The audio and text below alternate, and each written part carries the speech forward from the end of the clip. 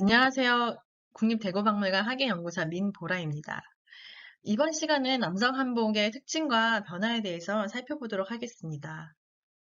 남성 한복은 여성 한복과 마찬가지로 기본 구성은 바지 저고리 차림에 그 위에 덧입는 겉옷의 개념인 폭포하는 구성을 계속 비슷하게 가지고 가고 있고요. 시대에 따라 다르지만 기본적인 틀은 계속 유지가 되고 있습니다.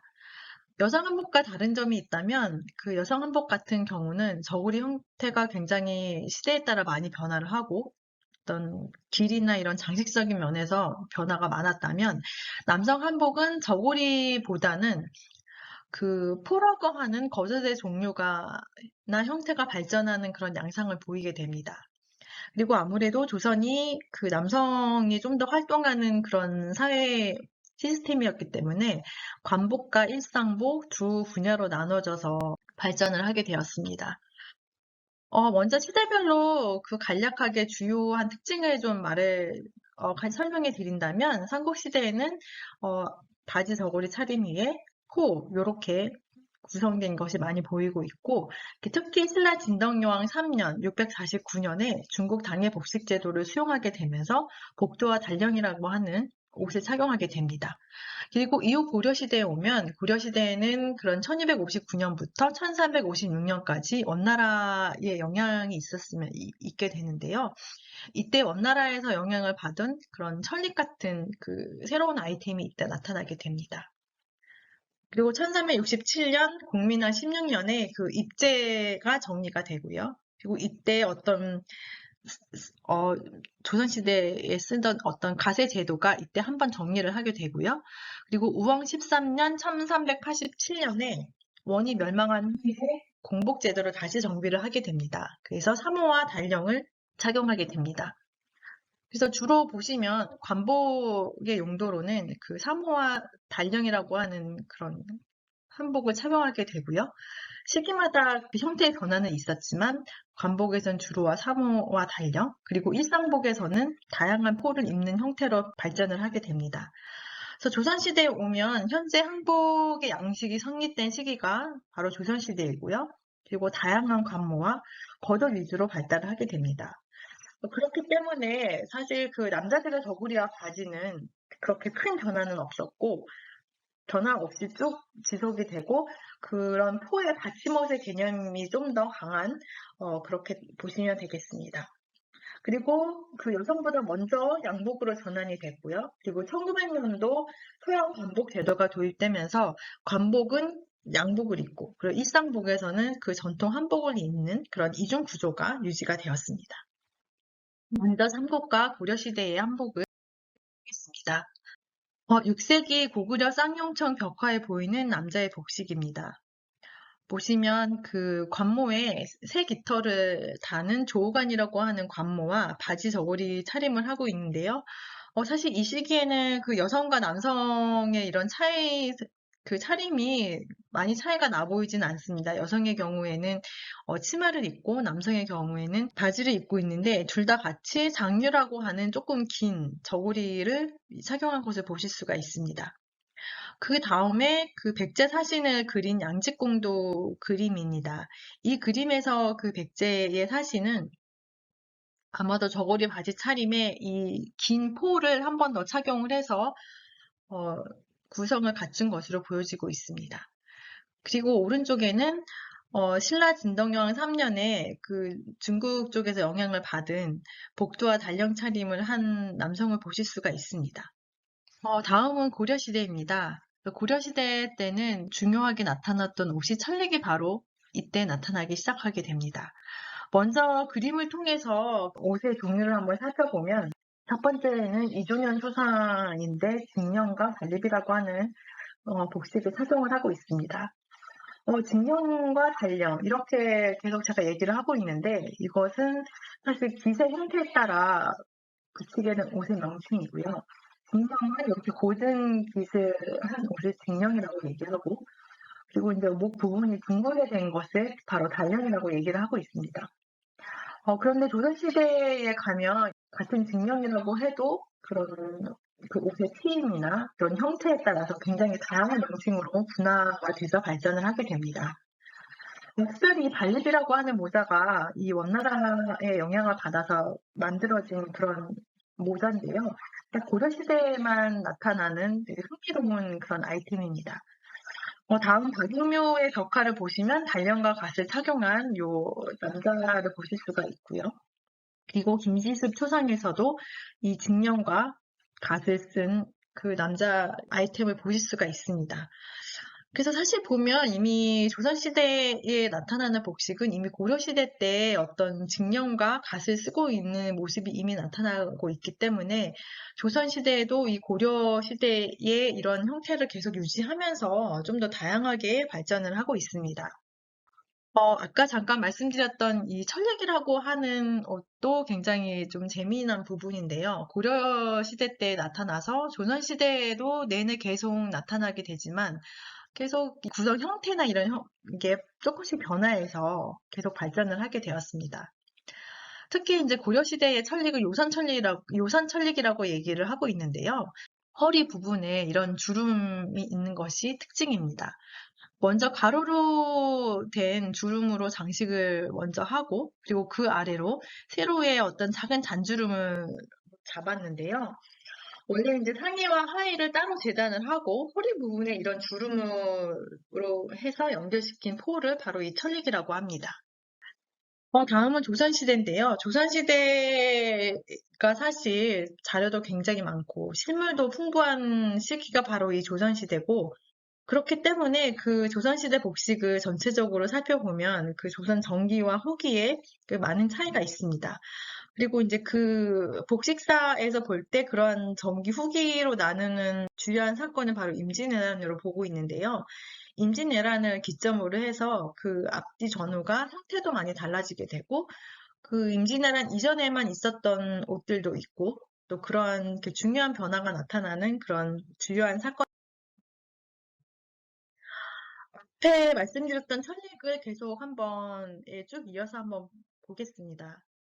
천릭은 이제 지금 보시는 천릭은 앞에 나왔던 고려시대 때 나타난 천릭과 조금 다른 부분들이 있습니다. 천릭은 원래는 관리들이 국난시에나 또는 왕행차 시 호위할 때 착용하는 옷이었습니다. 그런데 점차 남성들의 대표적인 겉옷이 되었습니다. 지금 조선 16세기 어떤 초기 천릭의 형태는 상하 비율이 1대 1이었는데요. 조선 후기로 갈수록 점차 하의 부분이 길어집니다. 지금 옷을 보시면 소매도 좀 더 소매통이 좁아서 조금 더 활용하기 쉽게 돼 있고 사실 1대 1로 돼서 하의 부분이 약간 짧은 것도 어떤 이렇게 활동할 때 편리할 수 있게 되는 어떤 실용적인 부분들이 많이 보이고 있습니다. 다음에 그 조선 17세기의 천릭을 보시면 구성은 같지만 하의 부분이 조금 더 길어진 걸 보실 수가 있고 그리고 소매 부분 통도 좀 넓어진 그런 부분을 보실 수가 있는데 이런 구성을 보면 이 천릭이 좀 더 실용적인 목적보다는 그 겉옷으로서 어떤 조금 더 디자인이 가미된 그런 형태로 변화된 것을 유추할 수 있습니다. 평생도 병풍을 보시면 이런 풍속화에서도 굉장히 이 천릭을 입은 사람들이 많이 나타나고 있는데 허리 부분에 이렇게 주름이 있는 이런 표현으로 많이 나타납니다. 후기로 점차 가면 이런 형태가 나타나게 되는데 보시면 소매의 곡선이 조금 더 유려하게 나타나고 있고요. 주름 같은 형태도 어떤 그 일정한 비율로 마치 플리츠 스커트와 같은 어떤 주름을 잡아서 나타나는 형태가 이렇게 나타나게 됩니다. 그리고 조선 전기에만 나타났던 이제 특별한 그런 옷들이 있는데요. 바로 이 액주름포라고 합니다. 이 액주름포는 소매 겨드랑이 아래에 주름이 잡혀 있는 것이 특징입니다.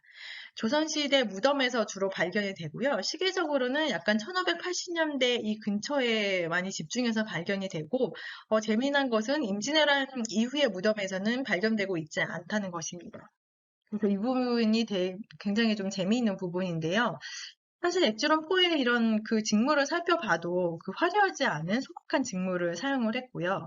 그리고 옷에 소물대서 누빈다던가 이런 기법을 봤을 때 그 겉옷으로 착용했던 포가 아니라 어떤 겉옷의 그 밑받침 옷으로 바지 저고리 위에 한 겹 더 껴있는 그런 용도로 활용했던 그런 포로 보고 있습니다. 그리고 이제 조선 후기로 가면 굉장히 다양한 겉옷의 발달이라고 적었는데 다양한 그런 형태의 겉옷이 포라고 하는 겉옷이 나타나게 됩니다. 풍속화에서 제일 많이 보시게 되는 게 바로 이 중치막이라고 하는 옷인데요. 중치막은 그 양옆이 트이고 소매통이 넓은 겉옷을 말합니다. 그 왼쪽에 흰연복의 야금 모행 그리고 주사거배라고 하는 그림에서 제가 잠깐 따왔는데 이 중치막의 앞모습과 뒷모습을 여기서 잠깐 보실 수가 있습니다. 이 양옆에 긴 트임으로 인해서 이 안에 어떤 저고리의 다른 색깔의 저고리 형태나 이런 장식물들이 이렇게 살짝살짝 보이는 것이 이 옷의 어떤 그런 묘미인 것 같습니다. 다음은 창이라고 하는 옷입니다. 사실 이 중치막과 창의는 앞면만 봐서는 거의 어떤 옷인지 정확히 분간을 하긴 힘듭니다. 그러나 이제 이 풍속화에서 뒷부분을 보시면 앞에 중치막과 다른 점이 있는데요. 지금 보시면 요 세 남자분들 중에 가운데 있는 남자들 부분이 허리 부분 가운데에 뒷트임이 있는 것을 보실 수가 있습니다. 그래서 허리 아래로 뒷트임이 있는 옷을 저희는 이제 상의라고 분류해서 부르고 있습니다. 그래서 이런 풍속화나 이런 것을 보면 이런 게 대표적으로 어떤 그 조선시대의 어떤 대표적인 한복으로 차림으로 볼 수 있는 것이 바로 이 갓을 쓰고 이런 중치막이나 창의를 입은 이러한 모습이 바로 그 조선시대의 대표적인 어떤 남성 한복 차림으로 보실 수가 있습니다. 그래서 실제로도 이 그림처럼 그 굉장히 차양이 넓고 모정이 높고 얇은 어떤 이런 형태의 갓들도 실제로 남아있는 유물을 통해서 확인을 하실 수가 있습니다. 그리고 이제 다포라고 하는 옷인데요. 허리 아래로 뒤트임이 있고 반소매가 달린 옷을 다포라고 얘기하고 있습니다. 다포도 이 고려시대 때 나타나서 조선시대까지 쭉 어떤 그 변화 과정이 있는데요. 고려 말의 다포를 보시면 이 옆트임 부분에 이렇게 주름으로 장식을 한 것을 보실 수가 있고, 그런데 조선 16세기 초에 오면 주름 대신에 이 사각형의 그 무라고 하는 거를 덧대서 달고 있습니다. 그래서 이렇게 변화를 했고, 조선 18세기 오면 지금 소매도 없고 옆트임에도 아무것도 없는 좀 더 간소화된 다포의 모습을 확인할 수가 있습니다. 이런 이제 지금까지 다양한 이런 한복을 좀 보셨는데요. 지금 이제 거의 20세기에 오면 거의 양복을 많이 착용하게 돼서 양복과 한복에 공존하게 되는 어떤 그런 재미난 시기가 있습니다. 특히 퍼시블 오웰이라고 하는 이 선교사가 조용한 아침의 나라 조선에서 이 모자에 관해서 쓴 내용이 있는데 이 내용은 양복을 입게 되면서 이 중종모 형태의 어떤 이 서양식의 모자를 다 같이 쓰게 됐는데 여기서는 이 서양식의 모자를 형태는 서양식 모자지만 이 모자를 만드는 재료에 있어서는 말총 같은 갓을 만들 때 쓰는 전통적인 재료로 된 모자로 설명을 하고 있습니다. 그래서 이 시기를 보면 어떤 전통적인 한복 부분과 그런 서양식이 수용이 되면서 점차 복합적으로 수용되는 이런 과정을 보여주는 되게 흥미로운 이 시기가 20세기로 볼 수가 있습니다. 그리고 갓의 변화 과정도 또 매우 중요한데요. 그 앞에 그런 다양한 포를 입고 머리에는 항상 똑같은 갓을 쓴 모습을 보실 수가 있는데요. 갓도 사실 이렇게 15세기부터 20세기까지 이런 다양한 그런 변화가 있었습니다. 15, 16세기 때 어떤 중요한 그 특징적인 포인트는 갓의 그 모정 부분이 둥그렇다는 부분인데요. 우리가 지금 보는 갓처럼 윗부분이 평평하게 돼서 나타나는 시기는 대략 17세기 이후부터 나타나게 됩니다. 그리고 어떤 갓의 그 차양의 크기가 18, 19세기 되면 가장 극대화돼서 나타나서 이때의 시기는 아마 거의 60cm까지 넓은 그런 갓도 나타나게 되고, 그리고 20세기에 들어서 의제 개혁이라든가 단발령이 되면서 그 이후에 갓이 간소화돼서 나타나서 차양의 같은 경우는 한 30cm, 그리고 모정의 크기는 15cm 정도로 낮아진 모습을 보실 수가 있습니다. 네, 여태까지 남성 한복의 어떤 변화 과정을 좀 살펴봤는데요. 아마 오늘 요 이제 강의를 들으시고 나시면 어떤 그림이나 이런 것을 보실 때에 온도나 이런 아마 쉽게 가늠이 되실 수가 있겠습니다. 오늘 강의는 여기까지고요. 그리고 다음번에서는 어떤 관복을 조금 변화를 좀 더 알아보는 시간을 가지도록 하겠습니다. 여태까지 강의를 들어주셔서 감사합니다.